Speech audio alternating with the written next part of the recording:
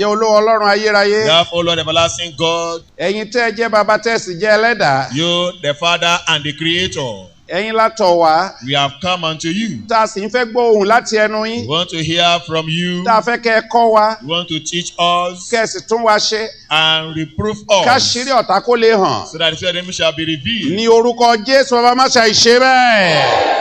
Lord, never fail to do so in Jesus' name. Gbogbo agbára òkùnkùn. All powers of Èyí darkness tí jẹ ènìyàn níyà. that torment someone, Gbogbo ẹ̀mí àìmọ́. all unclean Èyí spirits tí ṣe bí alágbára. that behave to be mighty, A fẹ́ kí gbogbo wọn wá sábẹ́ àtẹ́lẹsẹ̀ wa. wanted to come under the soles of our Kí wọ́n di feet, ohun ìtẹ̀mọ́lẹ̀. and they should be trampled upon. Ní orúkọ Jésù bàbá jẹ́ kó ṣẹlẹ̀ bẹ́ẹ̀. And let it be sown in Jesus' name. Nígbà táwọn bá ṣetán lónìí. When we shall be through A fẹ́ today, kí inú wa kó dùn. we want to be happy, Ká ti jẹ́ aṣẹ́gun. and we should be Ká ti conquerors. borí gbogbo ogun. Lord, overcome all battles. Ní orúkọ Jésù bàbá jẹ́ kó ṣẹlẹ̀ bẹ́ẹ̀. Lord, do so in Jesus' name. A dúpẹ́ tó dáhùn pẹ́ tó dáhùn àdúrà náà. Thank you because you have answered. Ní orúkọ Jésù la gbàdúrà. In Jesus' name we have prayed. Amen. Amen. Amen. Amen. Mo fẹ́ kó o gbé Bíbélì rẹ. I'd like you to pick your Bible. Nígbà tí a ó jìjọ wo ọ̀kan nínú àwọn àṣírí tó yẹ láti mọ̀. We shall consider one of the secrets to be known. Ọ̀kan nínú àwọn àṣírí tó yẹ láti mọ̀. One of the secrets to know. Nítorí lẹ́yìn tó bá gbọ́ ìdánilẹ́kọ̀ọ́ náà tán, Because after the teachings, wàá mọ àṣírí ohun tó jẹ́ kéṣù ó ní agbára. you know the secret why devil has power. Wàá mọ ohun tó fà á táwọn ẹ̀mí àìmọ́ tí wọ́n fi jẹ́ alágbára. You know the cause why unclean spirits they are powerful. Wàá mọ orísun ibi tí agbára wọn ti gbé jáde wá. You therefore know the source of their power. Bọ́lọ́run bá ràn ọ́ lọ́wọ́ láti mọ eléyìí. A God could help you to know this. Ó dá mi lójú pé ó yẹ kí ìgbàgbọ́ rẹ kó wá ga sí. I'm very sure therefore your faith should increase. Tí ìgbàgbọ́ rẹ bá sì ga sí, And once your faith is increased, á jẹ́ pé ohun ẹ̀rù ò ní wá síwájú rẹ mọ́ nígbà náà. meaning nothing of fear will not come your way. Wàá lè ní ìgboyà ní gbogbo ọ̀nà rẹ. Be bold in all your ways, Nítorí o nílò ìgboyà yìí or you need the confidence. láti lè rin ìrìn àjò ìgbàgbọ́ rẹ lórí ilẹ̀ alààyè. Walk your journey on the land of the living. Even tó bá fẹ́ kí ìgbé ayé rẹ kó ní ìtura, You want your lifestyle to be o comfortable, nílò ìgboyà. you need confidence. A kọ nínú ọ̀rọ̀ Ọlọ́run You wípé see the word of God that a ò fún wa ní ẹ̀mí ẹ̀rù will not give you the spirit of bí fear, kò ṣe ti ìgboyà. but of sound mind. Ṣùgbọ́n ogunlọ́gọ̀ ènìyàn lónìí ló ń bẹ̀rù. The many today are afraid. Kí ló ń tó fà á tí èṣù fi ní agbára tó bí Why eléyìí? is the devil so powerful as this? Kí ló fà á táwọn nǹkan búburú wọ̀nyí fi ń ṣẹlẹ̀? Why is this evil so rampant? Kí ló fà á tí wàhálà búburú wọ̀nyí fi ń ṣẹlẹ̀? Why are this evil happening? Gbogbo àwọn ìbéèrè wọ̀nyí lógunlọ́gọ̀ ènìyàn ń béèrè lọ́wọ́ ara wọn. Question many people are asking themselves. Ẹlòmíràn tiẹ̀ ti fẹ́rẹ̀ bá tiẹ̀ débi pé ṣé kìí ṣe pọ́lọ́run tiẹ̀ ti bínú sí gbogbo àgbáyé Many báyìí? even think the world is not angry with the whole world. Rárá, tẹ̀lé mi ká lọ sínú ìwé ìfihàn. Following that to the book of Revelation. Ìfihàn orí 13. Revelation chapter 13. Jẹ́ ká wo láti ẹsẹ̀ 11 Let's see from verse 11 dé ẹsẹ̀ tó gbẹ̀yìn níbẹ̀. down to the last verse. Ìwé ìfihàn Revelation orí 13 chapter 13 láti ẹsẹ̀ 11. from verse 11. Mo sì rí ẹranko mìíràn gòkè láti inú ilẹ̀ wá. Mo fẹ́ kó fàlà sí di gbólóhùn tí mo kọ́ ka yẹn Then náà. I saw another beast coming up out of the earth. I want to underline that phrase I've just read. Láti inú ilẹ̀ wá. Out of the earth. Ó sì ní ìwo méjì bíi ọ̀dọ́ àgùntàn. Ó sì ń sọ̀rọ̀ bíi dragoni. And he had two horns like a lamb and spoke like a dragon. Ó sì ń lo gbogbo agbára ẹranko ìkíní níwájú rẹ̀.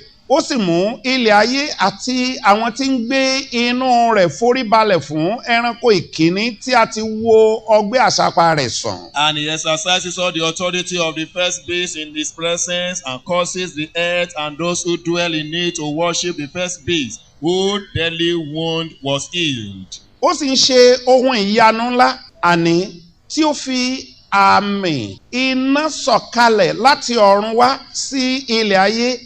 Tó fi ń mú iná sọ̀kalẹ̀ láti ọ̀run wá sí ilẹ̀ ayé níwájú àwọn ènìyàn. He performs great signs so that he even makes fire come down from heaven on the earth in the sight of men. Ó sì ń tan àwọn tí ń gbé orí ilẹ̀ ayé jẹ nípa àwọn ohun ìyanu tí a fi fún un láti ṣe níwájú ẹranko náà. Ó ń wí fún àwọn tí ń gbé orí ilẹ̀ ayé láti ya àwòrán fún ẹranko náà. tí ó ti gba ọgbẹ́ idà tí ó sì yè. And he deceived those who dwell on the earth by those signs which he was granted to do in the sight of the beast, telling those who dwell on earth to make an image to the beast who was wounded by the sword and lived. A sì fi fún un láti fi ẹ̀mí fún àwọn ẹranko náà kí ó máa sọ̀rọ̀ kí ó sì mú kí á pa gbogbo àwọn tí kò forí balẹ̀ fún àwòrán ẹranko náà. He was granted power to give breath to the image of the beast, that the image of the beast should both speak and cause as many as would not worship the image of the beast to be killed. Ẹsẹ̀ ìkẹrìndínlógún. Verse 16. Fiyèsí bí iná dáradára. Put your mind so much here. Ó sì mú gbogbo wọn àti kékeré àti ńlá, ọlọ́rọ̀ àti tálákà, òmìnira àti ẹrú, kí a máa fi àmì kan fún wọn lé ọwọ́ ọ̀tún wọn tàbí ní iwájú wọn. He causes all, both small and great, rich and poor, free and slave, to receive a mark on their right hand or on their foreheads. Àti kí ẹnikẹ́ni má lè rà tàbí kí ó tà bí kò ṣe ẹni tí ó bá ní àmì orúkọ ẹranko náà tàbí iye orúkọ rẹ̀. And that no one may buy or sell except one who has the mark or the name of the beast or the number of his name. Níhìn ni ọgbọ́n gbé wà. Ẹni tí ó bá ní òye kí ó ṣírò iye tí ń bẹ lára ẹranko náà, nítorí iye ènìyàn ni iye rẹ̀ náà sì jẹ́ 6,600. 666. Here is wisdom. Let him who has understanding calculate the number of the beast, for it is the number of a man. His number is 666. Níbi tá a kà yìí, Portion we just read. níbẹ̀ ni àṣírí ńlá kan wà. There is a great mystery Èyí tó yẹ kó o mọ̀. that you ought to know. Ṣùgbọ́n já tó padà sí ẹsẹ̀ ìkọkànlá. Let's go back to verse 11. Mo sì rí ẹranko mìíràn gòkè láti inú ilẹ̀ wá. Then I saw another beast coming out of the earth. Ẹranko kan láti inú ilẹ̀ wá. A beast coming up out of the earth. Ẹ já lọ sínú ìwé Genesis orí kejì. Let's go to Genesis chapter 2. Genesis orí kejì. Genesis chapter 2, Ẹsẹ̀ ìkeje. verse 7. Kí ló ń tó wà ń bẹ̀? What is there? Olúwa Ọlọ́run sì fi erùpẹ̀ ilẹ̀ mọ ènìyàn. Ó sì mí ìmí ìyè sí ihò imú rẹ̀. Ó mí èémí ìyè sí ihò imú rẹ̀. Ènìyàn sì di alààyè ọkàn. Ènìyàn sì di alààyè ọkàn. Gbọ́ gbólóhùn yẹn dáradára. Look at that sentence clearly. Olúwa Ọlọ́run sì fi erùpẹ̀ ilẹ̀ Mold man from the ó dust of fi the mọ ground. ènìyàn. He mold man from the dust of the ground. Níbo lẹ́ranko búburú ìgbé ti jáde wá? Where does this wicked beast came Ẹ from? ò inú ilẹ̀. From the ground. Ènìyàn jáde láti inú ilẹ̀, ẹranko yìí náà jáde The láti man inú came ilẹ̀. from the air. This animal also came from the ground. Mo ṣe ń bọ̀ ṣáà farabalẹ̀. I'm coming there. Just be patient. Kò tí ì parí síbẹ̀. That's not end there. Lẹ́yìn téèyàn ṣẹ̀ sí Ọlọ́run, After man sinned against God, á pa ìtàn lé lórí. the story was told about his life. Jẹ́ kọjá sí orí kẹta ìwé Genesis. Let's go to chapter 3, book of Genesis. Jẹ́ kẹ́ni tó mọ Bíbélì kà kó kà látẹsẹ̀ ìkẹtàdínlógún dé ìkọkàndínlógún, Let's read 17 from to 19. 17 to Ó 19. Ó sì wí fún Ádámù pé Àhán. nítorí tí ìwọ gba ohùn aya rẹ gbọ́ Nítorí tí ìwọ gba ohùn aya rẹ gbọ́, tí ìwọ sì jẹ nínú èso igi tí náà ìwọ sì jẹ nínú èso igi náà, nínú èyí tí mo ti pàṣẹ fún ọ pé nínú èyí tí mo ti sọ pé o ò gbọ́dọ̀ jẹ. ìwọ kò gbọdọ̀ jẹ nínú rẹ̀, Yes. a fi ilẹ̀ bù nítorí rẹ, A fi ilẹ̀ bú nítorí rẹ. ní ìpọ́njú ni ìwọ ó máa jẹ nínú rẹ̀ ní Ẹni ọjọ́ ayé rẹ sùúrù, ẹni gbogbo. sùúrù náà, ẹni Please sùúrù. wait a while. Ènìyàn jáde láti inú ilẹ̀. Man came from the earth. Ẹranko yìí náà jáde láti inú ilẹ̀. This beast also came from the earth. Ọlọ́run sì fi ilẹ̀ náà bù. And the Lord caused even the earth. Ṣẹ́gun ò sí lórí gbogbo ènìyàn. Oh, there's no cause on all human race. Ṣáà ní sùúrù. Just keep calm Má ṣe gbàgbé pé and never forget. inú ilẹ̀ From the ground, lágbé ti mú ènìyàn jáde. man was brought. Inú ilẹ̀ From the ground, ní ẹranko búburú yìí náà ti jáde. this evil beast Tá a came mọ̀ out ní from, Èṣù. that we know as the devil, Sátánì. Satan, A sì fi ilẹ̀ bù. and the ground was cursed. Ẹ tẹ̀síwájú. Continue. A fi ilẹ̀ bù nítorí rẹ, ní ìpọ́njú ni ìwọ ó máa jẹ nínú rẹ̀ ní ọjọ́ ayé rẹ gbogbo. Ègún òun òṣù ni yóò máa hù jáde fún ọ, ìwọ sì máa jẹ ewéko ìgbẹ́. Ogun ojú rẹ ni ìwọ ó máa jẹun títí ìwọ ó fi padà sí ilẹ̀, nítorí inú rẹ̀ láti mú ọ wá, erùpẹ̀ sá ni ìwọ, ìwọ ó sì padà di erùpẹ̀. ẹ ṣé. Thank you. ohun tó ti ẹnu Ọlọ́run jáde leléyìí. This was a voice from God. ọkùnrin tí Ọlọ́run sì gégùn fún lọ́jọ́ náà. And the man God cursed them. nínú rẹ̀ ni gbogbo ènìyàn gbé ti jáde. From him everyone descended from. ẹ jẹ́ á gbọ́rọ̀ lẹ́nu ẹ̀mí mímọ́. Let her word from Holy Spirit. lákòókò májẹ̀mú tuntun. At the New Testament era. Kọ́ríńtì kínní. 1 Corinthians orí kẹẹ̀ẹ́dógún. chapter 15. ẹsẹ̀ ìkejìléníogún já kọ́kọ́ ka ẹsẹ̀ ìkejìléníogún náà. Verse 22 first. nítorí bí gbogbo ènìyàn ti kú nínú Ádámù bẹ́ẹ̀ ni ó sì sọ gbogbo ènìyàn di alààyè nínú Kristi. bí gbogbo ènìyàn ti kú As all as the nínú dead Ádámù. in Adam. a sọ pé bẹ́ẹ̀ náà láti sọ gbogbo ènìyàn di alààyè Even all shall be alive nínú Kristi. in Christ. níbí yìí Here ó fi hàn clear it is clear pé ẹnikẹ́ni whosoever tí ò bá ti jẹ́ ti that is Jésù not of Jesus òkú ni is dead. erùpẹ̀ ilẹ̀ tó ń gbé gẹ́gùn ni Is God the dust of ground have been kò caused. sọ́nà àbáyọ. There is no way out. Sátánì ó lágbára lórí Satan will rẹ̀. have power over such a wọ́n jọ person. máa wọ̀yá ìjàkadì ní They will gbogbo always be ìgbà. struggling always. kìkìdá àwọn tá a bá sọ di alààyè Those ọkàn that have been made a living nípasẹ̀ soul Jésù through Kristi Jesus Christ. àwọn nìkan oṣó They are the ni only yóò one ní agbára that lórí will have èṣù power over Satan àti gbogbo àwọn ìránṣẹ́ and rẹ̀ all his àti agents gbogbo àrékérekè and all rẹ̀. his craftiness. kò tí ì tán síbẹ̀ ṣáà ní As it sùúrù. ended, just keep calm. náà nínú orí kẹẹ̀ẹ́dógún yìí This chapter 15. yáwó ẹsẹ̀ méjì sí ń bẹ̀. Let's see two more verses. ẹsẹ̀ ìkẹtàdínníàádọ́ta àti ìkejìdínníàádọ́ta. Verses are 47 and 48. ọkùnrin ìṣáájú ti inú erùpẹ̀ wá. ọkùnrin ìṣáájú ti inú erùpẹ̀ wá. ẹni erùpẹ̀. ẹni erùpẹ̀. ọkùnrin èkejì Olúwa. ẹni kejì Ádámù kejì. Second Adam kí la pè yìí. Olúwa láti ọ̀run wá ni. Olúwa láti ọ̀run wá is ni. the Lord from heaven. gbogbo lóhùn yẹn Look at dáradára. that saying clearly. ẹni tí ìṣáájú The first man ẹni erùpẹ̀. was of the earth. ṣùgbọ́n of dust. tẹ́lẹ̀ kejì The yìí second one Olúwa láti ọ̀run wá is the ni. Lord from heaven. ẹnikẹ́ni tí ò bá wà nínú Where that Jésù is not in kí Jesus. Jésù ó sì wà nínú and rẹ̀. Jesus to be in him. ẹni tí ìṣáájú yẹn ló ì That jẹ́ person of first it belongs to. ẹ̀gún yẹn gan ṣì wà lórí Even rẹ̀. that curse is still on him. Ádámù àtijọ́ ni He will behold Adam. kò sí bó ṣe fẹ́ ṣe There's no ìbájókòrin way to be ìbájóbìnrin. a man or a woman. yes ẹ̀ka ẹsẹ̀ kan sí. Read one more verse. bí ẹni erùpẹ̀ ti rí irú bẹ́ẹ̀ sì ni àwọn tí í ṣe ti erùpẹ̀. máa gbọ́ gbólóhùn yẹn dáadáa Look o. at that saying clearly. bí ẹni tí ọ̀run ti bí rí. ẹni erùpẹ̀ ti ṣe rí As was the man of dust. bẹ́ẹ̀ náà ni àwọn So, tí ń ṣe ti Also erùpẹ̀. are those who are made of dust. Ẹ̀hẹ́n. bí ẹni tí ọ̀run ti rí. bí ẹni tí ọ̀run ti rí irú bẹ́ẹ̀ sì ni àwọn tí í ṣe ti ọ̀run. irú bẹ́ẹ̀ sì ni àwọn tí ń ṣe ti ọ̀run. èwo ló fẹ́ yàn nínú Which méjèèjì. would you like to choose out of the two? ẹni tí ọ̀run That man from ta heaven. lẹni tí ọ̀run yẹn. Who is the one from heaven? Jésù Kristi. Jesus Christ. náà ó ń farahàn níbí ní It ìsìn is clear show here that tí ta la lè jẹ́ of whom can we be tá a lè nísinmi and we have rest. tá a lè lálàáfíà Can have peace. tọ́kàn wa lè balẹ̀ We can rest of mind. tá a lè ṣẹ́gun We èṣù. can overcome the devil. definitely Definitely. a gbọ́dọ̀ jẹ́ ẹni tí tọ̀run. We must be of the èyí heavenly. nìkan jẹ́ ti And Jésù should be that Kristi. of Jesus Christ. tábàsì láti jẹ́ ti We want to Jésù. be that of Jesus. Jésù sọ̀rọ̀ lọ́jọ́ kan Jesus said one ó day. ní ta ni ẹni tó tí ì dá mi lẹ́bi He said, ẹ̀ṣẹ̀ whoever rí. convinced me of sin before. lóòótọ́ kò sẹ́ni tó dá lẹ́bi ẹ̀ṣẹ̀ rí. Whoever convicted me of sin.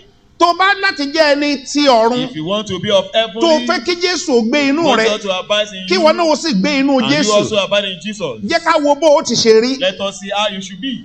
Jòhánù kìíní 1 John orí ìkẹta chapter 3. jẹ́ àká láti ẹsẹ̀ ìkẹfà nbá ní kàràkà láti ẹsẹ̀ ìkíní ṣùgbọ́n torí àkókò wa From verse 6 because of our torí ibi time. tá à ń lọ sí jìnnà láti ẹsẹ̀ ìkẹfà. From verse 6. ẹnikẹ́ni tó bá ń gbé inú rẹ̀ ẹnikẹ́ni tó ń gbé inú kì í rẹ̀ dẹ́ṣẹ̀. kì í dẹ́ṣẹ̀. ẹnikẹ́ni tó bá ń dẹ́ṣẹ̀ kò rí. ẹnikẹ́ni tó bá ń dẹ́ṣẹ̀ kò rí i bẹ́ẹ̀ ni kò mọ̀ ọ́. bẹ́ẹ̀ ni kò mọ̀ ọ́. ẹ̀yin ọmọ mi. ẹni sùúrù díẹ̀ ẹ má bínú. Please wait a bit. ẹni tó ń gbé inú rẹ̀ Whoever that abides in wọ́n ní him kì í dẹ́ṣẹ̀. does not sin. ẹni tó bá ti ń dẹ́ṣẹ̀ Whoever that kò rí i sin does not bẹ́ẹ̀ sin ni kò him, mọ̀ nor know èyí ni him. túmọ̀ sí wípé That is to say, tó bá ti jẹ́ ẹni tó ń fi ẹ̀ṣẹ̀ if ṣeré you play with sin, tó sì ń dẹ́ṣẹ̀ you sin, indulge in sin, ẹni tí erùpẹ̀ ni you ọ́ are of the dust. ti Ádámù You ìgbàanì belong to the Adam of old. òun ni irú ẹni That bẹ́ẹ̀ is what the person is. tá a pè ní òkú Which he said is dead. ṣùgbọ́n But ẹni tó ní Jésù He nínú that rẹ̀ have Jesus in him, tí ò dẹ́ṣẹ̀ he never tó indulged in kórìíra sin, ẹ̀ṣẹ̀ tó yàgò fún ẹ̀ṣẹ̀ ó ní ẹni tó gba ẹni ti ọ̀run òun gangan náà la sì máa pè ní alààyè ọkàn ẹni yìí kì í ṣe ti òkú bí kò ṣe ti alààyè ọkàn ẹ jẹ́ kí n tọ́ka sí kinní kan ṣe rí tó bá sọ pé èèyàn kú tó bá rí ẹni tó kú yẹn lẹ́yìn ọjọ́ kẹta tó ti kú agbára káká ló fi dá mọ̀ pé òun ni ó ti lè wú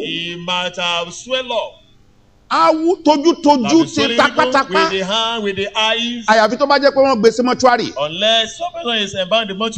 ṣùgbọ́n bí bẹ́ẹ̀ kọ́ yóò ti wú tójútójú tẹnutẹnu tọwọ́tọwọ́ gbogbo rẹ̀ á ti wú tó bá ti wá ń tó bí ọjọ́ kẹrin ọjọ́ karùn-ún tó lọ sọ́jọ́ kẹfà á tún jò á wá jò wálẹ̀ ó ti ń rà. is not decaying. now àti tún dàmọ̀ náà pàápàá.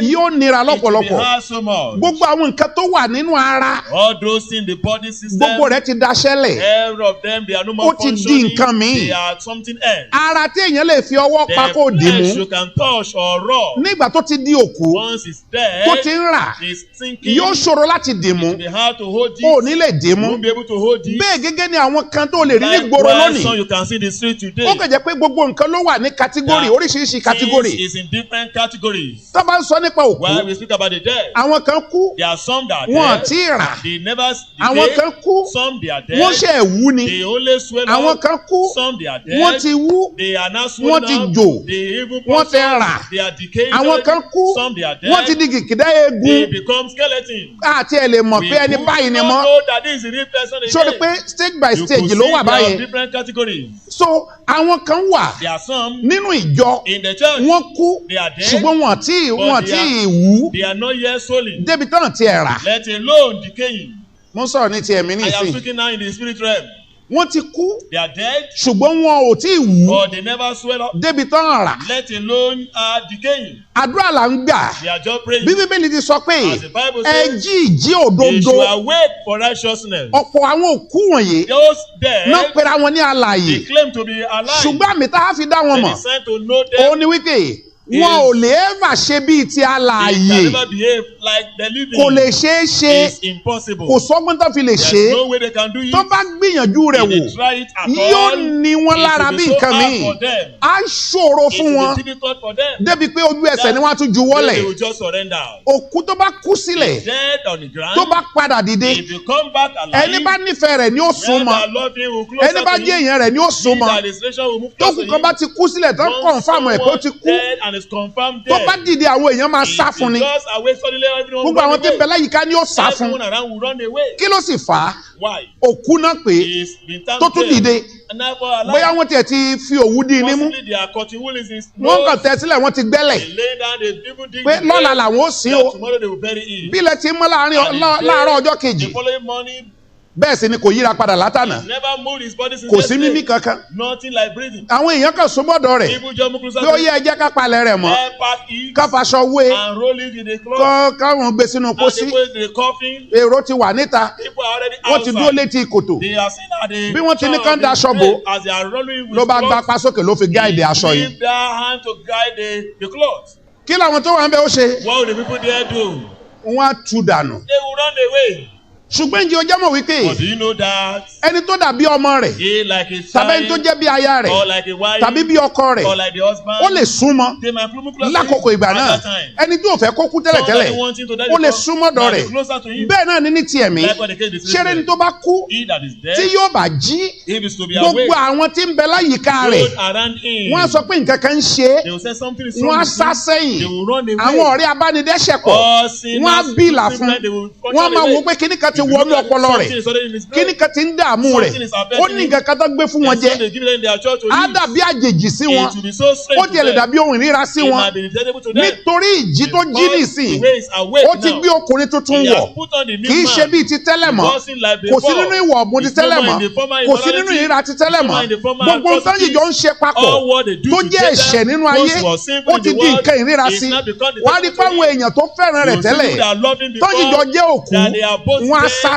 they will sẹ́yìn. run away. Ohun tí mò ń sọ òye kó rú ọ lójú. What I'm saying should not be confusing Ó to rántí you. ọjọ́ kan Remember one day, nínú ìwé the Matthew, book of Matthew, ẹnìkan sọ fún Jésù, someone told Jesus, mo fẹ́ tẹ̀lé ọ I lẹ́yìn, want to follow you. ṣùgbọ́n jẹ́ kí n kọ́ lọ sìnkú bàbá mi ná. Almost bury my Kí father. n bá ti sí tán màá wá bá ọ. Ṣáà sọ fún mi ibi tó bá wà. Just tell me anywhere you will be. N ó wà. I will come there. Jésù sì dá lóhùn. And Jesus Ó replied ní him. wò He wá. said, come.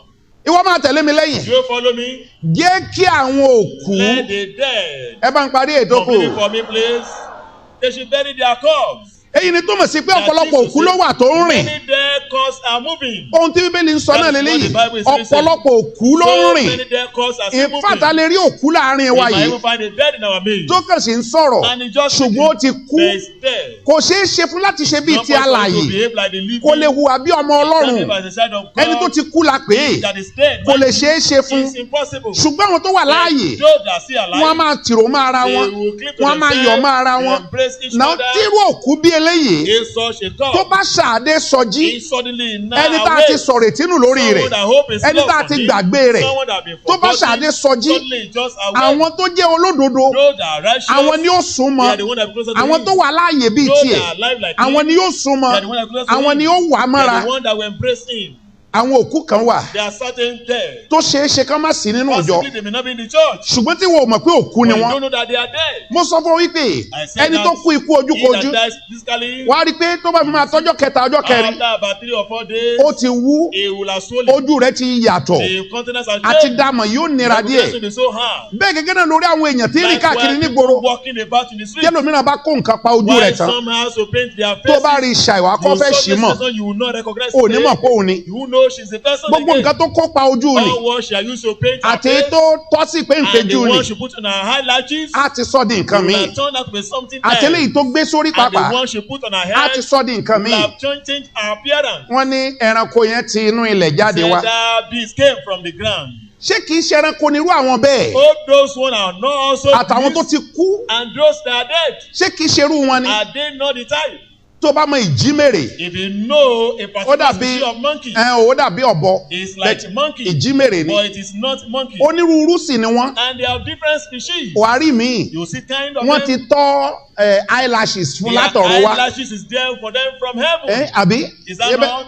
Abẹ́ ìríru wọn. Haven't you seen such species Wọ́n of wà monkey? dáadáa. They exist. Wọ́n ti tọ́ síbẹ̀ They látọ̀run wá. put it there from heaven. Kì í ṣe pé nìkan ló ẹ̀ṣẹ̀ wàá fi Not that péǹtì sí. someone painted it for them. So àwọn yẹn náà fẹ́ sọ àwọn èèyàn wọ̀nyí wọ́n fẹ́ fi hàn pé Those human beings, they want to show ẹranko that bí ọ̀bọ làwọn. they are like a species of monkey. So àwọn náà á tọ́ They síbẹ̀. will also paint it. Tó bá wo ìmíràn If pàápàá, you look at some of them also, wọ́n ti péǹtì ètè rẹ̀ látọ̀run the wá. lips have been painted from heaven. Gbogbo ọmọ tó bá bí náà ná péǹtì ètè rẹ̀. All the offspring will also be painted. A sì wá ráwọn èèyàn náà tó ń You see péǹtì ètè human wọn. being painting their lips. Tó bá rí mi, If you say son, èékánná wọn yàtọ̀. their fingernail is different. Àwọn ìnàkí wọ̀nyẹn, All those chimpanzees, black náà fi kún their èékánná wọn wá. own nail is black. Wàá sì ráwọn èèyàn náà ní And you see ìsìn. human being also Wọ́n á now, kun èékánná they wọn will paint their ní fingernails ọ̀dà tó wù wọ́n, different kind of tó paint tẹ́ wọn lọ́rùn. that they want. Kò sí nǹkan tó fi yàtọ̀ sí They are sí not àwọn ọ̀bọ tá à ń different sọ from all wọ̀nyí. these chimpanzees and Àwọn monkeys. ìnàkí gbogbo All wọ̀nyí. those chimpanzees. Téèyàn ò bá sì kú, And this someone is not báwo lè yóò ṣe mú ara rẹ̀ lọ sírú ipò bí èyí nì? such a position. Ẹni tọ́lọ́run ò dá báyìí, Someone that God has not created kó o that sì way. wá fọwọ́ ara rẹ̀ mú ara rẹ̀ By lọ sírú ipò yourself, bí you now ìyẹn. go to such a position. Now, Now, irú wọn lọ̀rẹ́ rẹ̀. Those are your friends. Irú wọn lẹjọ́ ń wọlé tẹ́ ẹjọ́ ń jáde. Those are the ones that you go in and out together. Irú wọn ló ń fi àṣírí ayé rẹ̀ They hàn are the fún. one you discuss about your life too. Àwọn tó ti kú, Those that are dead, àwọn tó ṣe pé ẹranko ni wọ́n, that they are beasts. ó wá ń fa ayé rẹ̀ tọrẹ fún You wọn. are now exposing your life to them. Báwo ló ṣe lérò pé ó ṣẹ́gun ọ̀tá? How do you think you are able to overcome the Ń enemy? bọ̀ ṣe pé ọ̀tá gangan tó kàn fi awọ èèyàn The bóra, enemy they said they only ó ló ń rìvíìlì ayé rẹ̀ they fún are the yìí. one revealing your life to. Ọmọ ẹlòmíì nínú yín ó sì ń tọ́tè Of your own children, they are Ọmọ still yín specialists. Some of your lábẹ́ daughters òrùlé yín, under your roof. ó ń tọ́ ètè. She can see paint her lips. Ìmí ń kun èékánná Some of them paint their lábẹ́ fingernails òrùlé yín, under your roof. ó lè dànù. You cannot send her away. Kó o gbà pé léyìí ti And dẹranko, you assume that this one, she's a beast. ọmọ rẹ̀ náà ni. Now, of course, she's Ṣe your ló ń wà á daughter. mọ́ra. You are embracing her. Ṣe ló ń bá a sọ̀rọ̀ You are jẹ́jẹ́jẹ́jẹ́ telling, correcting her gently torí and nǹkan tó softly o máa jẹ. because of what you have to eat. Àánú rẹ̀ ṣe ni. I pity you. Màá ṣàlàyé fún ohun I tó will jẹ́ explain to kí you. Sátánì kó lágbára What made devil to be so tó fi powerful ń dí pẹ̀lú olúkúlùkù and is èèyàn. dealing with individuals. Sórí wọn tó wà láàyè You that you are still alive tó sì ní Ọlọ́run and you have tó God, ní Kristi. you have Christ. tó ń yiri rẹ̀ wò. And you are cogitating about it. Why tẹ́bí àìmọ́ fi lágbára bí And eléyìí? why your unclean spirits are so Tẹ́bí powerful? òkùnkùn fi lágbára bí eléyìí? They are so powerful. Má fi àṣírí rẹ̀ hàn nínú I will show Bíbélì. the secret from the Bible. Nọ́mbà ló máa tú àṣírí rẹ̀ fún ọ. Number shall reveal the secret to you. Ìgbà yẹn lọ á mọ ìdí náà fi ní agbára. You know why they are so powerful. Ṣùgbọ́n But béèyàn kan bá wà láàyè, someone should be alive. òun ló lè ṣẹ́gun wọn. He's the one that can overcome Ẹni them. tó wà láàyè He yẹn that is kì í alive dẹ́ṣẹ̀ will not sin. nítorí irú rẹ̀ ń gbé inú rẹ̀. Ẹ bá wa kà í tó kù Please help síwájú. us to read the other part. Ẹ kà á síwájú. Read forward. Ẹ̀yin ọmọ mi ẹ má ṣe jẹ́ kí ẹnikẹ́ni kí ó tàn yín. Ẹni tó bá ń ṣe òdodo ó já sí olódodo. Gẹ́gẹ́ bí òun ti ń ṣe olódodo. ẹni tí ó bá sì ń dẹ́ṣẹ̀ ti èṣù ni. Ẹni tó bá ń dẹ́ṣẹ̀ tí èṣù ni. Nítorí láti àtètèkọ́ṣe ni èṣù ti ń dẹ́ṣẹ̀. Láti àtètèkọ́ṣe ni èṣù ti ń dẹ́ṣẹ̀. Nítorí èyí ni ọmọ Ọlọ́run ṣe farahàn. Nítorí èyí lọmọ Ọlọ́run ṣe farahàn. Kí ó lè pàṣẹ ìṣòro. Yes. Ẹnikẹ́ni tó bá ti àti pa Ọlọ́run bí. Ẹnikẹ́ni tá a ti pa Ọlọ́run bí. Gbọ́gbọ́ lóyún yẹn dáradára. Kì í dẹ́ṣẹ̀. Ẹnikẹ́ni tá a ti pa Ọlọ́run bí Whoever kì has í been born of dẹ́ṣẹ̀. God does not sin. Nítorí tí irú rẹ̀ ń gbé inú rẹ̀. Nítorí tí irú rẹ̀ ń gbé inú rẹ̀. Kò sì lè dẹ́ṣẹ̀. Kò sì lè dẹ́ṣẹ̀. Nítorí pé a ti pa Ọlọ́run bí. Nítorí pé a ti pa Ọlọ́run bí. Sórí àwọn tó wà láàyè bọ́n ṣe rí Those nìyí. that are alive, they say they are. Bọ́n ṣe rí gẹ́lẹ́ nìyẹn. This is the way they are. Ẹ̀ṣẹ̀ ò kì í wù wọ́n. They won't desire Ẹ̀ṣẹ̀ yẹn ò já mọ́ nǹkan ká o tiẹ̀. Ẹ̀fọ́ àwọn kórìíra They rẹ̀. detest it. Ó rí wọn lára ju nǹkan míì lọ. It is so irritating to them. Àwọn tó wà láàyè Those are nìyẹn. the one alive. Àwọn tó ti fayé wọn jì fún Jésù là ń pè láwọn tó wà láàyè. They are the one that are Àwọn tó alive. ní Kristi nínú Those wọn. that have Christ in them. Yes, àwọn ló wà They láàyè. are the one being alive. Já padà sínú ìwé ìfihàn. Let's go back to God Revelation. Now já kọjá sí ẹsẹ̀ ìkẹtàlá. Let's go to verse 13. Ẹsẹ̀ ìkẹtàlá. Verse 13.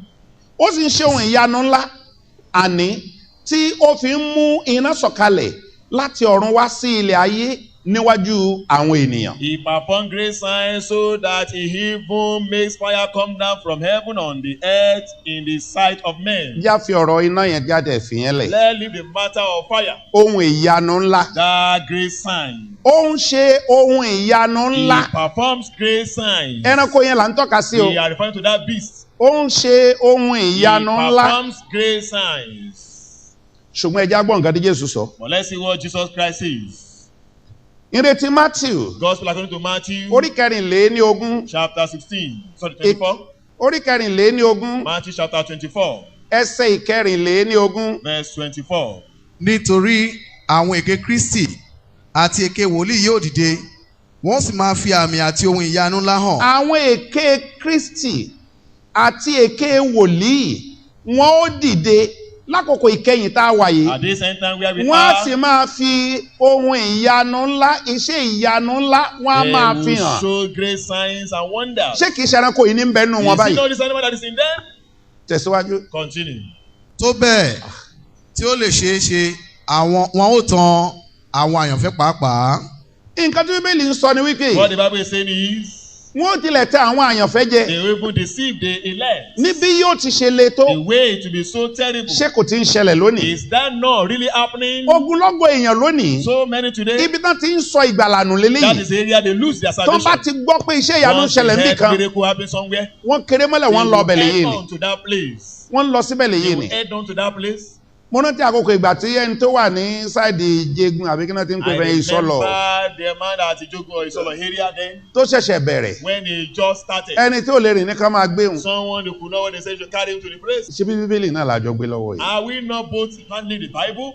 Ṣé bí Jésù ṣe sọ pé ó ṣe máa rí Is lélẹ̀? that the way Jesus said it will be happening? Kò rá wa tàn. He could not deceive Even us. fún ìṣẹ́jú kan oṣù Even for a minute, kò rí wa tàn. he could not deceive us. Lénìí sìn, But today now, ó ń pín búrẹ́dì àtàkàrà káàkiri ìgboro. he distributing bread and cake in the street Ńgbà tèrò ò fi bẹ́ẹ̀ wà mọ́. when there is no much member. Ó pín ráìsì káàkiri, pín owó Distributing káàkiri. rice and money and the street. Ńgbà tó ọ̀pọ̀lọpọ̀ ti lọ When many have been going there, tí ò sí nǹkan tó ti bẹ̀ jáde to mọ́. no avail. Mo rántí ìránṣẹ́kùnrin I kan. could remember of a brother. Arákùnrin yìí, This brother mo gbé submersive pump mi lọ sọ́dọ̀ ẹ̀ láti lọ bá mi tún ṣe told ni. my responsible to him for repairing. ó ń dáyé kan lé mi bá ní kó ṣe mí jẹ́jẹ́ mi ò ń ṣe businessman. His place, I'm not a businessman. Ìránṣẹ́ Ọlọ́run ni mí. I'm a minister of God. Ngbà sọ̀rọ̀ tán. Having discussed. Ló wá ní ìyàwó òun ò róyún ní. His wife have no pregnant. Bá lè gbàdúrà fáwọn. If I can pray for them. Mo wá ní kó wá sí ṣòro. I now invited. Pẹ̀lú ìyàwó ẹ̀yìn. With the wife. Ó dẹ̀ wá. And they both came. A gba àdúrà. We prayed. Lẹ́yìn tá a ṣe tán mo tún gbàdúrà fún. After we are through, I prayed for him. Ó dẹ̀ lọ. And he left. Church tá ń sọ yìí ló máa ń lọ àtòun àtìyàwó yẹn. The church we are saying is where both him and the wife attend.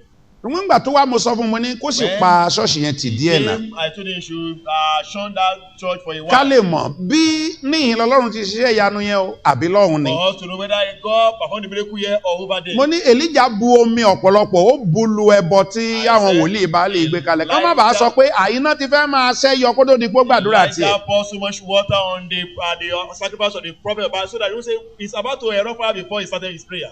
Mo ní sọ ṣì ní sùúrù díẹ̀ náà. Therefore he calm. Ó ní it's okay. He agreed. Ó dẹ̀ gbà. Àtòun àtìyàwó rẹ̀. Wọ́n dúró fódìdí oṣù méjì wọn lọ́bẹ̀ yìí. They waited for 2 months. Wọ́n fóṣù méjì tó fi dúró ni. For the 2 months he waited. Ìyàwó rẹ̀ ti fẹ́ra kù. The wife has conceived. Oyún ti dúró. Pregnant is already. Wọ́n lọ ṣe test. He went for the test. Ó jáde positive. It was positive. Ẹ mọ̀ nǹkan tó ṣẹlẹ̀. You know what happened? Bí ìyàwó ló convince o, bí ọkọ ló convince ìyàwó rẹ̀ o. Wọ́n bá forí lé ṣọ́ọ̀ṣì wọn. They left for their church. Wọ́n tún lọ jẹ́rìí sagbára Ọlọ́run níbẹ̀. They went there to celebrate the power of God.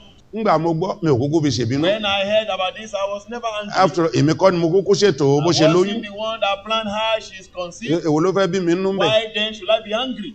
Ọlọ́run ló mọ̀ bóun ṣe ṣe. God knows how he has done it. N bá mójú kúrò ní I tèmi. therefore overlooked that. N bá lọ sọ́dọ̀ wọn. I went to them. Báwo dẹ̀ ni màdámù o? Madam. Ṣé nǹkan à ń dúpẹ́ lọ́wọ́ Ọlọ́run? We are thanking God.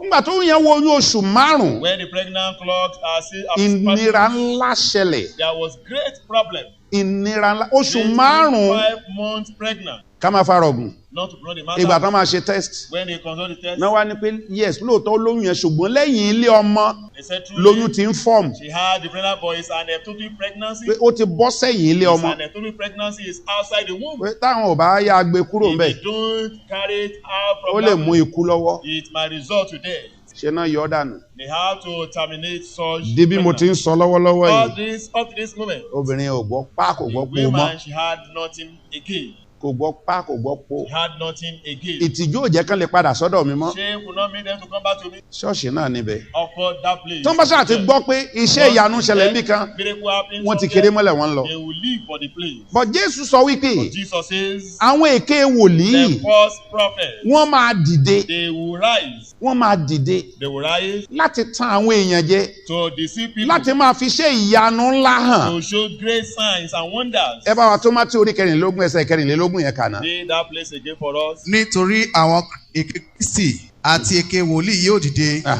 Wọ́n ó sì fi àmì àti ohun ìyanu ńlá hàn. Tó bẹ́ẹ̀ tí ó lè ṣeé ṣe wọ́n ó tan àwọn àyànfẹ́ pàápàá. Ṣé o gbọ́ gbólóhùn yẹn dáadáa? Jésù ló sọ̀rọ̀ mẹ́ o. Jesus is one that has spoken here. Níbi tí ẹranko yẹn ní agbára dé. As much powerful as this be. Yóò tan àwọn ènìyàn. Deceive people. Kí ló sì ṣe ń fẹ́ tàn wọ́n? Why should he deceive them? Ìrì ayé wọn kó ba lè tà sí wọn ni. So that they should not meet the goodness of their life. Ìyẹn ló ṣe ń fẹ́ tàn wọ́n. That is why he was going to deceive them. Kò sí nǹkan míì. No other reason. Kí wọ́n bá rí gbà lọ́dọ̀ Ọlọ́run ni. So as for them not to get from God. Ìyẹn ló ṣe ń fẹ́ tàn wọ́n. He wants to deceive them. Wàá sì wá rí i pé nǹkan wá le kankan.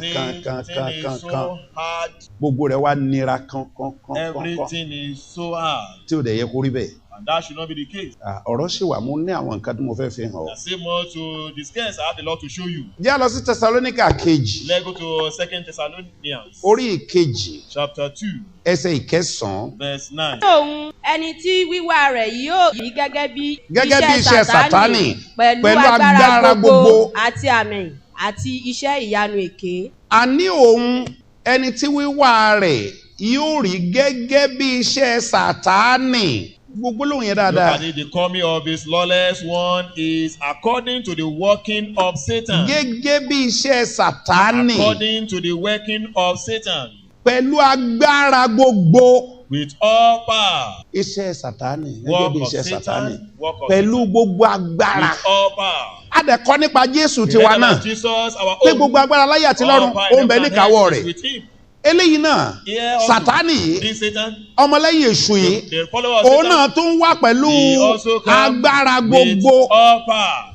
táàdì máa fi àmì àtiṣe ìyanu èké hàn. There are signs and lying wonders, àwọn èèyàn sì ń tẹ̀lé and people follow him, torí wọn ò mọ yàtọ̀. but they could not differentiate. ẹbẹ̀ kí ni nǹkan tó fà á? Why? What is the cause? ẹja wo ohun tó fà á. Let's see the reason. nínú orí kejìlá In chapter 12, ìwé ìfihàn the book of Revelation, ẹsẹ̀ ìkẹsàn-án. verse 9. a sì lé dragoni ńlá náà jáde ejò láéláé nì tí à ń pè ní èṣù àti Sátánì tí ń tan gbogbo ayé jẹ, a sì lé e jù sí ilẹ̀ ayé, a sì lé àwọn áńgẹ́lì rẹ̀ jáde pẹ̀lú rẹ̀. So the great dragon was cast out, that serpent of old, called the devil and Satan, who deceived the whole world. He was cast to the earth, and his angels were cast out with him. dragoni ejò láéláé nì. Dragon, the old serpent. ibo la lé jù sọ sí Where yìí? was he cast into? orí ilẹ̀ ayé. On earth. kì í wá ṣòun nìkan He wasn't the only one. àtàwọn áńgẹ́lì rẹ̀. With his angels. yes àtàwọn áńgẹ́lì rẹ̀. With his angels. a lé wọn jù sọ sórí ilẹ̀ They ayé. were cast on earth. sórí pé wàhálà ńlá ni. That is a great problem.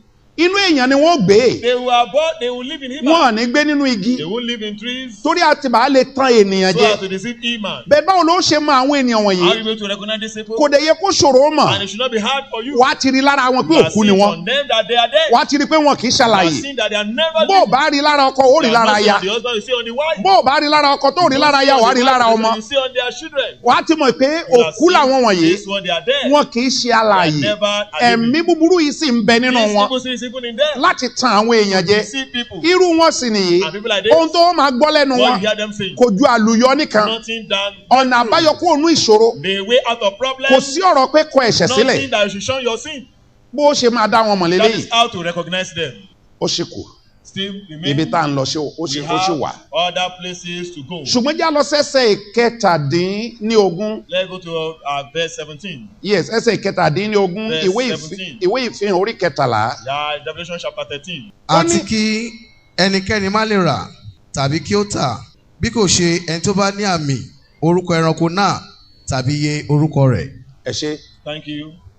ètò tó ṣe kalẹ̀ The program he has made fún àkókò yẹn for that period ètò ìnira ni. is a program of affliction. kẹ́nikẹ́ni ó má lè rà And no one to buy kó má sì lè tà or sell àfi ẹni tó bá except ní one orúkọ ẹranko yẹn who tàbí has àmì rẹ̀. the mark or the name of that beast. jákọ́ fi 666 jájú yẹn lẹ́nà. Let live 666 first. ìjọ jẹ́ mọ̀ pé Do you know that? nǹkan tá à ń sọ yìí What we are saying. ó ń ṣẹlẹ̀ lọ́wọ́lọ́wọ́ ní It is ìsìn. currently happening. láláì tí ẹ̀ tí ì sí àmì 666 Without níwájú orí the èèyàn mark or the 666 in someone's tàbí ní forehead ọwọ́ or èèyàn. in one's hand. ó ń ṣẹlẹ̀ báyìí It is currently ṣùgbọ́n happening. sáìdì tó ń ṣẹlẹ̀ On sí the side with it was òun ló happening, dunni jù it was so painful. nítorí ọ̀pọ̀ àwọn tí nǹkan yìí ń ṣẹlẹ̀ sí For so many people that are concerned, olódodo la lè pè wọ́n we can say they are righteous. tó o bá ti ní lu jìbìtì If you are not going O to ní be jẹun. copious, you will not eat. tó o bá ti ní lu jìbìtì If you are not going to be a fraudster, àwọn ò ní jẹ́ kó o lówó they will not like to be rich. wo owó rèé Look at it, this is money. yíwèé yìí Just try to fraud. kó o sì porúkọ rẹ kó nínú ìwé yìí Change your name from the book of life. ó wá sọ pé ò ní ṣe é Then you say you will not n do ò it. ṣe No. bó ṣe máa jẹun àá máa wò We wait and see how you are going to make bó ṣe máa lówó lọ́wọ́ àá máa wò How you have money, let us wait and see. ojú rẹ náà ṣe máa kọ́lé máa wò bó ṣe máa kọ́ tí àá máa wò. Building house, we shall wait and see how you are going to build your own. tó bá wà nírú condition There's bẹ́ẹ̀ such a condition. dúró Wait. olùdáǹdè rẹ ń bọ̀ Your redeemer is coming. má juwọ́lẹ̀ Don't surrender. má padà sẹ́yìn Don't go back.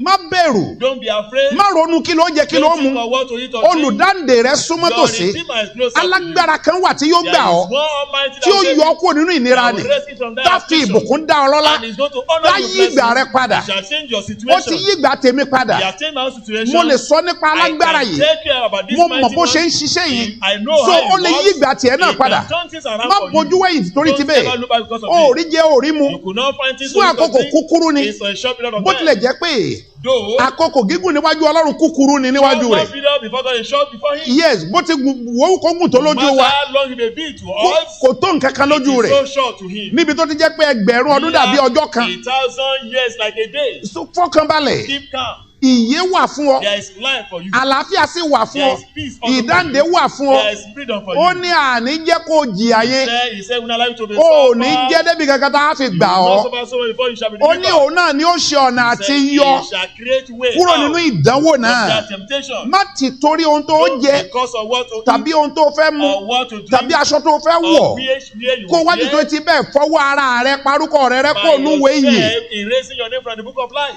Dúró gangan Stand firm. sọ fún èṣù Tell the devil, ìwọ you àìróúnjẹ jẹ are not having what to ló wá fẹ́ eat. fi gba ìgbàlà Want mi you to take away my salvation. láyé. Never. Èmi ò ní gọ̀ bíi tàwọn tó gọ̀ lọ́jọ́ sí Like the people of old. tó fi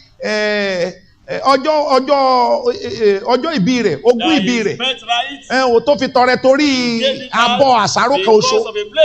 Rárá èmi ò ní gọ̀ débẹ̀. O ò lè gbà lọ́wọ́ mi. Fọwọ́ mú owó rẹ̀. N ó ní owó tọ́lọ́run ó fi fún mi. Ìwọ sọ̀rọ̀ jáde bẹ́ẹ̀. Má juwọ́lẹ̀ rárá. Àkókò kúkúrú ni. Ọlọ́run ó yí ìgbà rere kàn ọ́. Bó ti wù yówù kó le tó. Ara fẹ́rẹ̀ tú ọ. Má sọrí kodò. Má sọkún nítorí ti bẹ́ẹ̀. Má bójú ẹ̀yìn nítorí ti bẹ́ẹ̀. Ọba àwọn ọba ń wù ọ́. Ẹlẹ́dàá rẹ̀ ń wù ọ́. Ẹni tó ṣètò orúkọ rẹ̀ sínú ìwé yìí ó ń wù ọ́. Kò ní jẹ́ fi ọ́ sílẹ̀ bẹ́ẹ̀. Kò ní jẹ́ padà lẹ́yìn rẹ̀. Aláàánú ni àtolóore ọ̀fẹ́. Ó mọ̀nà àbáyọ tó wọ́n gbé gbà. Wàá wá yín Ọlọ́run lógo lẹ́yìn rẹ̀. Ògo á dẹ̀ jẹ́ ti Ọlọ́run. Ìyìn á jẹ́ ti Ọlọ́run. Ìbùkún ńlá á wá jẹ́ tiẹ̀. So fẹsẹ̀ múlẹ̀ má padà sẹ́yìn o. Don't never go back. Yes, má padà sẹ́yìn. Don't ever go back.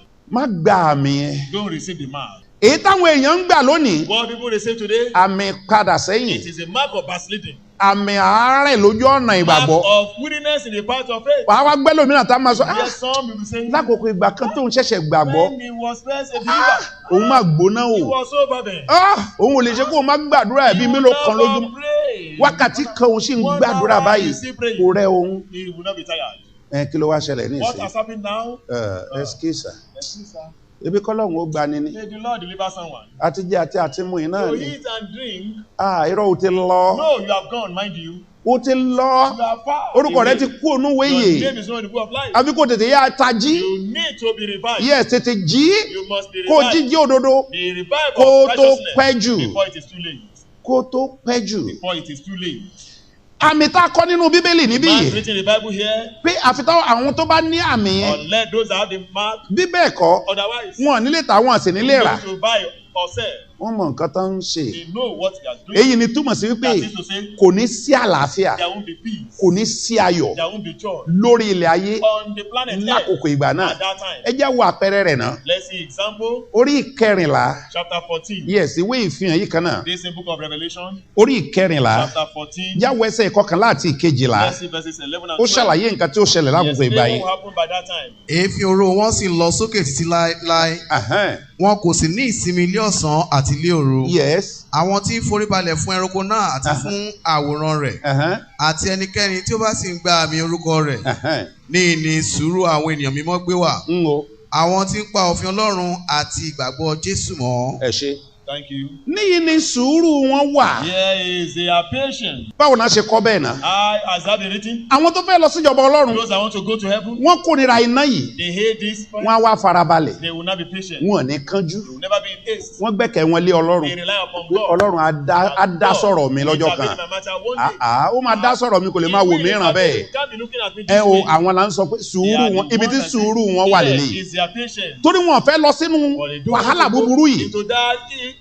Tó jẹ́ pé iná ò máa jó tọ̀sán tòru títí láéláé. Lórúkọ Jésù ò ní parí ìrìn àjò rẹ síbẹ̀. Jesus shall not end up your journey right there. Oró ni fún wọn títí láéláé. It is torment for them always. Ẹnikẹ́ni tó ní Jésù. Whoever that have Jesus. Àwa wò pé kóun ju Jésù lẹ̀ kóun wá lọ sírú Bíbélì yìí. Leave Jesus and go to a place like this. Torí nǹkan tóun fẹ́ jẹ. Because of what to eat. Rárá. No. Rárá. No. òun ò ní jẹ́ ṣe bẹ́ẹ̀. will not do so. Àwọn tó jẹ́ ọlọ́gbọ́n nìyẹn. Those are the wise. Wọ́n á dúró de Olúwa. They will wait upon the Lord. À á sì tún agbára wọn And ṣe. we shall renew their strength. Wọ́n á wá fìyẹ́ fò They bíi will now mount up wings like àwọn tán ti lérò pé wọn já mọ́ nǹkan kan tẹ́lẹ̀. They are nobody before. Wọ́n á máa wò wọ́n They lókèlókè. will now look them so Wọ́n á wá rí high. wọn ní ẹni ńlá. They will now see them so great. Ìwọ farabalẹ̀. You will be patient. Ojú Ọlọ́run ká ibi gbogbo, ó The tó eyes ibi of gbogbo. God will see all the places. Inú rẹ fẹ́rẹ̀ dùn lórúkọ You shall Jésù. so be happy in Jesus' name. Mo ní ó yọ̀ láìpẹ́ yìí lórúkọ Jésù. Say very soon you shall rejoice. Ìwọ sáà ti fara rẹ balẹ̀. Just keep calm. Sùúrù àwọn onígbàgbọ́, àwọn tó ń pa òfin Jésù mọ́, The ibi tí sùúrù wọn wà lélẹ́yìí. of the believer, those that really love Jesus, this is. Nàá já wa lọ sí ẹsẹ̀ tó gbẹ̀yìn nínú orí kẹtàlá yìí. Let's go to the last verse in that chapter 13. Ẹsẹ̀ ìkejìdínlógún. Verse 18. níyìn ni ọgbọ́n gbé wà. Aha. Ẹni tí ó bá ní òye kí ó ṣírò iye tí ń bẹ lára ẹranko náà nítorí iye ènìyàn ni iye rẹ̀ náà sì jẹ́ 6,600. Ẹ ṣé. Thank you. Yes, ibi tá à ń lọ gan-an ládé yìí. This is the very place we are going. 666. 666. Lọ́jọ́ sí mo sọ fún ibi tí ọ̀rọ̀ yẹn ti, ibi tí nọ́mbà yẹn ti jáde. The other day I told you how the number came about. Àti ẹni And tó ń tọ́ka sí tán fi sọ pé iye ènìyàn ni. the fellow being about to say is the number of man. Ẹ jọ̀ọ́, ǹjẹ́ ara àwọn arúgbó tó ṣe wípé We see ogun the Hitler sojú ẹ̀mí wọn And bí. they were witness Ogun of Hitler ó the sojú war ẹ̀mí, of jẹ́ kí n Hitler. rọ́wọ́ rẹ lókè. Let me say and raise. Ó witness ogun Hitler. The war of Hitler. Wọ́n ti lọ tán. They have all gone. Kò sẹ́ni kankan. Abẹ́rẹ́ èèyàn kankan lẹ́yìn lọ́hùn. Do we see anyone that raised his hand over there at the back? Kò sí. No one. Gbogbo àwọn tó mọ̀ gba ogun Hitler yẹn ti lọ. Those that knew the time of the war of Hitler. Ṣùgbọ́n a rí àwọn àkọọ́lẹ̀ rẹ̀. But we have the record. Bó ṣe burú tó. How terrible it was. Yes, bó ṣe burú tó. How deadly it was. Ẹni mélòó ló wà ní chọ́ọ̀chì ńgbà tí mo sọ nípa 666 How many people were in church when nípa I Hitler? said Jẹ́ kí n rọ́wọ́ rẹ about lókè. Let me see and raise. Apọ̀ díẹ̀ náà ẹ káwọ́ sílẹ̀. If much, put down your hand. Ṣé ká sáré tún rọ̀ ọ̀nà ẹ̀ bíi ti ọjọ́ yìí? Should we quickly run it through like that other day? Torí ibẹ̀ gangan là ń lọ. But that is where we are really driving at. 666. 666. Bójú sókè wo ọ̀dọ̀ mi bí yìí. Look up here and see me in this direction.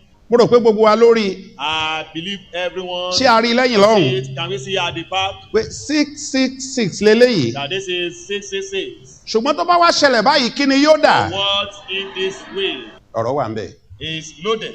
Màá sọ àṣírí rẹ̀ fún yín. I'll tell you the secret. Bọ̀dí àkọ́kọ́ wo ibi tí 666 ti jáde wá. Let's really see the source of 666. Orísun ibi tó gbé ti jáde The gàgàgà. very source of Fún 666. àǹfààní àwọn tí ò sí láàrin wa ní ìgbà yẹn lọ́hùn. They were not in our midst. Ìfá ní ṣe ní ìbátẹ̀ ni pé kẹ́nìkan nínú àwọn tó wà ń bí. How should I say? Someone among those that were Kan present. ṣàlàyé yẹn He ṣùgbọ́n should explain. bébí kó má bàa gbà wá lákòókò ju bó So ṣe that yẹ will lọ. not take much of our time than necessary. Lákòókò ìgbà ti Hitler yìí, At the time of the war of Hitler nọ́mbà náà máa ń lò jù. is what they use often. Nọ́mbà tó sì ń lò And the number they use, láti 100 ló ti máa ń bẹ̀rẹ̀. from 100 they use it. Láti 100. From 100. Now tó bá kọ A, B, C, D, You write the E, alphabet F. in English, A, B, C, D. Mo mọ̀ ò kì í ṣe pé mo ti gbàgbé. I know you don't think I've forgotten. Mo lè kájá. I can read it down to Z. Tó bá kọ gbogbo ẹ̀ látòkè dé sálẹ̀. You write it from A to Z. Láti ibẹ̀ yẹn, From there. láti A yẹn From that tó letter dúró A, fún 100. that stand for 100. B is B. 101. 101. C C. 102. 102. Wá ṣe báyẹn kọ́. Write it that way. Nígbà yẹn lọ́hùn ó dàbẹ̀ ni pé a ṣe àpèjúwe rẹ̀ dáadáa jù báyìí. It seems we made a proper explanation. Tó bá kọ ABC yẹn You wá write sísàlẹ̀. down one ABC down. Kó wá máa kọ síwájú rẹ̀. Tag it, 100, 102, 103, 104. 104. Tó bá ṣe báyẹn kọ́ Why you label it that way? síwájú ẹ̀ tán. In front of the letters. Wá kọ Hitler yẹn kó tún kọ lákọ̀wálẹ̀. Write the Hitler vertically. Hitler. Hitler. Hitler. Wá wo nọ́mbà kọ̀ọ̀kan tó wà níwájú See àwọn alphabet yẹn. value of number against each of the alphabets. H H kí ló wà níwájú rẹ̀? was against it. 107. That should be 107. Kọ síwájú rẹ̀ bẹ́ẹ̀. Right in front of that H. A yẹn The letter I. kí ló wà ń bẹ̀? What will be there? 108 108. kọ síwájú rẹ̀. That's against it. T nọ́mbà wo ló wà ń bẹ̀? Which number is there? 119 119. kọ bẹ́ẹ̀. Write it. L L. 111 111. okay. E E. 104 104. R R. 117. 117. Wá ro gbogbo nọ́mbà yẹn pọ̀. Sum the whole number. Kí ló rí ń bẹ̀? What do you find there? 666. 666. Ìdí ni tí Bíbélì fi sọ pé Therefore the Bible nọ́mbà ènìyàn ni, says the number of ṣùgbọ́n human. sọ pé But he said, ọlọ́gbọ́n olóye èèyàn ló máa gẹ̀tì ẹ̀. Why the wise will get it. Ẹ̀mí mímọ́ ló sì lè mú kéèyàn ó mọ̀. The Holy Spirit can only be the one that will teach someone. Kì í ṣọgbọ́n orí lásán. It's not by human wisdom. Ṣé o ti gẹ̀tì 666 báyìí? Can you get the origin of CCC that way? A sì wá sọ pé We therefore say nọ́mbà is the ènìyàn ni, number of nọ́mbà ẹranko yẹn náà sì number ni, of that ṣùgbọ́n a sọ pé iye ènìyàn ni. it is the number of a man. Now 666 yìí jẹ́ ká wá ṣiṣẹ́ lé lórí. CCC, now let us work on it. Jọ wá pépà tó dáa tó lè fi kọ nǹkan. Please look for a better sheet of paper or your jotter you can write. Ẹ̀yin mathematician tó wà láàrin wa, Attention in our midst. ẹ jọ̀ọ́ ẹ jẹ́ kóhùn yín máa lọ sókè. Raise your voice as you speak. Tá a bá ti ń béèrè ìbéèrè yìí. While we ask the questions. 6 times 6 times 6. 216. Ṣé a rí bẹ́ẹ̀ pé Can we 216 see ni? that it's 216? Ẹ kọ 216 yẹn síwájú Why ẹ̀. the 216 in front? 216 yìí The 216. tún wá kọ sí abẹ́ ibi tó o ti kọ 6 times 6 times 6 yẹn. Write it under where you have written 6 times 6 times 6. Ṣó mọ̀ pé fígọ̀ mẹ́ta nìyẹn, You see that is a 3 letter. àbí? Is that not 3 figure words? 2 plus 1 plus 6. Kí ló fún wa? That is 9. 9. 9. Kí ni ẹ̀san nínú Bíbélì? What is the meaning of 9 in the Bible? Èso ẹ̀mí. It's gift of the Spirit. Èso ẹ̀mí. Gift of the Spirit. In fact, ó yẹ kí n tẹ̀ ti béèrè yẹn lọ́wọ́ yín I should ṣáájú o. have asked you those one foremost. 12 ńkọ́? What about 12? Divine power. Divine power, agbára láti ọ̀run wá. Divine power. 8 ńkọ́? 8. New beginning. Ìbẹ̀rẹ̀ ọ̀tun. New beginning. Ǹjẹ́ àwọn pé gbogbo nǹkan wọ̀nyí ló wà nínú 666 Do you yìí? know this thing is also found in 666? Divine power Divine ó power wà nínú rẹ̀. is in it. Agbára gidi. Great power. Ó gbọ́ tí Bíbélì sọ wípé You heard the Bible kì í say, ṣe ẹ̀jẹ̀ no àti ẹran ara là ń bájà blood ìjàkadì, of flesh will ṣùgbọ́n fight against àwọn flesh. aláṣẹ ibi òkùnkùn ayé The yìí, principalities, àwọn ẹ̀mí búburú the ní evil níbo spirit where? ní ojú ọ̀run, In the heavens. àwọn náà ń sọ agbára tiwọn They kalẹ̀. also bring down their powers. Àwọn ẹ̀mí búburú, The evil spirits. divine power Divine power ó wà nínú is in 666. 666. Ó mọ bó ṣe wà ń bẹ̀. Don't you know how it is there? Sórí 216 ẹ̀ẹ̀kan yẹn Do once another time. tún wá sọ di púpọ̀. Now multiply it. 2 times 1 times 6, 12. 12. Divine power. Divine power. Agbára yẹn wà ń bẹ̀. That power is right there. Tó jẹ́ pé in fact kò ṣeé fọwọ́ rọ́ sẹ́yìn. One cannot even underrate it. Ara ìdí náà nìyẹn tí Bíbélì sọ pé ká máa gbàdúrà láì sinmi. Bible just we pray without Ó ní ceasing. ká máa gbàdúrà láì We sinmi. pray without ceasing. Now já tún padà sórí 666. Let's go back to 666. 6 plus 6 plus 6. 18. 18. 18 yìí wá kọ sábẹ́ 6 plus 6 plus 6. Put Tab- another Tábà wá sọ pé 1 plus 8. say 1 plus 8. Kí ni ó fún wa? 9. Èso ti ẹ̀mí. Now the fruit of the spirit. Tábà tún sọ pé 1 times 8. Say 1 times 8. Kí ni ó fún wa? 8. That will give us 8. Ìbẹ̀rẹ̀ ọ̀tun. Àwa sọ pé kí ni ẹ̀ wá ní í ṣe báyìí? You might say, what does that therefore mean? Ó ní mẹ́wàá ṣe. It meant a lot. Téèyàn bá bímọ, So once you give birth to a child, tọ́mọ yẹn bá pé ọmọ ọdún kan, the child 1 clocks year, a year, kò tí ì lè jókòó and the child cannot sit yet, débi tí ò tiẹ̀ rí. let alone walk. Ǹjẹ́ ṣe kọ́ ni ìyá rẹ̀ ó gbàlù lẹ́yìn tí ó máa jókòó ń ṣoríire? Won't the mother be dancing that she Eh? successful in life? Rárá ni. No. Nọ́mbà ṣe pàtàkì. Therefore, number is important.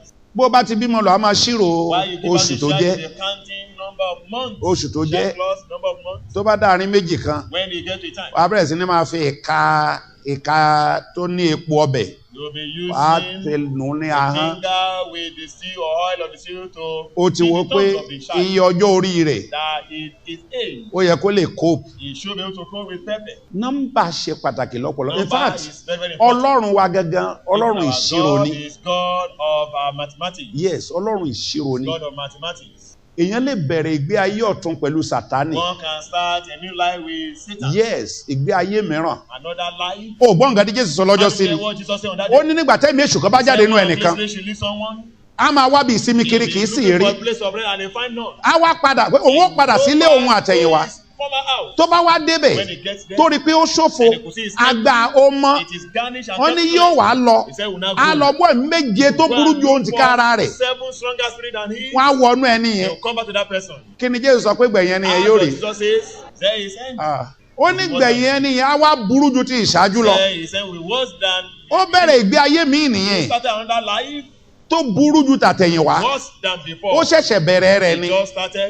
Whereas wọ́n ti lé ẹ̀mí èṣù jáde kó nu rẹ̀ tó yẹ kó bẹ̀rẹ̀ sí ní gbádùn ayé rẹ̀. Ṣùgbọ́n ìgbà tẹ́mi èṣù wá kórajọ pọ̀ wáyé tó ti di mẹ́jọ. Ó tàn wàhálà dé ìgbẹ̀yìn rẹ̀ á wá burú ju ti ìṣáájú lọ. A rí àwọn nǹkan tó wà nínú 666. Àti rí. Tá a bá wá yí dà. Tá a bá wá yí dà. Tó di 999. It becomes 999. Ó sọ pé 9 lẹ́ẹ̀kan. He said 9 earlier on. Ó sọ pé èso ẹ̀mí ni. Say is the fruit of the spirit. Yes, òótọ́ sì ni. According to this true. Èso ẹ̀mí ni. Is the fruit of the Tó spirit. sì yẹ kó múnú èèyàn dùn. And should make someone happy. Tó yẹ kó mú ayọ̀ ẹni kún. Make one's joy. Yọ sórí gbogbo nǹkan tó rí nínú 666 yẹn. What I've seen in 666. Tọ́jú rẹ̀ sẹ́gbẹ̀ẹ́ kan. Keep them somewhere. Jẹ́ ká tó wá wo 999. Let's see 999 also. Jẹ́ ká wo 999. Let's see 999 also. 9 times 9 times 9. 729. Okay. 729. 729. Wá kọ́ sábẹ́ 999 Right yẹn. under 999. 7 plus 2 plus 9. 18. Ìjọ rántí parí 18 náà Do you lẹ́ẹ̀kan. remember we found 18 earlier on? 6 plus 6 plus 6. Àbí kí ló fún wa lẹ́ẹ̀kan? Give 18. Aha. Sori pé ó wọnú ara wọn You báyìí. could see they are now interwoven. Irú agbára tó wà nínú The kind of power ẹni tó bá ní Jésù in someone that has tàbí Jesus. irú agbára tó wà nínú Jésù. The kind of power in Jesus. Èṣù náà nírú ẹ̀ láyé ara The rẹ̀. devil has that one personally. Mo ṣe ń bọ̀ àálà ayé wa. I'm coming there, we shall make it explicit. Tábà wá sọ pé 1 plus 8 Say 1 plus 8. ṣe bí 9 nìyẹn. Is that not 9? Ǹjẹ́ àrí 9 lẹ́ẹ̀kan nínú Don't we 666? also find 9 in 666? Ebo rí pa àrí ń bẹ̀. You could remember we found it. Ok.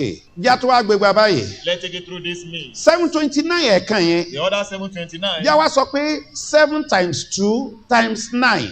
7 times 2 times 9. Ó yá. 126. God bless you. 126. 126. Wá kọ́ 126 yẹn sí abẹ́ 7 times 2 times 9 ẹ̀kan yẹn. Ṣùgbọ́n kọ́ bí eléyìí. Write it this way. 1 plus 2 1 plus 2 6. plus 6. 9 ló tún fún wa. That also give us 9. Ṣé o rántí parí 9 yẹn náà nínú 666 Remember we lẹ́ẹ̀kan? find that 9 also in 666. Kò tí ì tán síbẹ̀. It has not end there.